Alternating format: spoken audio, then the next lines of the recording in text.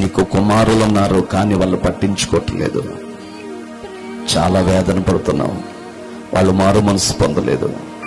వారి కొరకు సమాధానము లేనటువంటి వ్యక్తులు 3 స్థలంలో ఉన్నారు. మీ సమాధానం లేదు.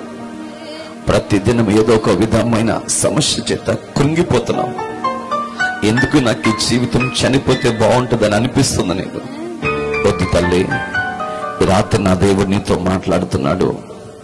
వద్దు, ప్రభు కొరకు బ్రతుకుతాం, ప్రభు కొరకు జీవిద్దాం, పరిశుద్ధాత్మ దేవునికి అవకాశం ఇద్దాం. దేవాతి దేవుడి రాత్రి మీ అందరితో మాట్లాడును గాక, మీ అందరిని బలపరచును గాక, మీ అందరిని అభిషేకించును గాక, మీ అందరిని బలపరచును గాక. పరిశుద్ధుడు మన తండ్రి, మీరు మాట్లాడినందుకు స్తోత్రాలు. ఇంకా మిగిలిన కార్యక్రమాన్ని చేతులకు అప్పగించుకుంటున్నాం. మాతో స్థలమందు ఉన్న అందరితో మీరు మాట్లాడి సహాయం చేయమని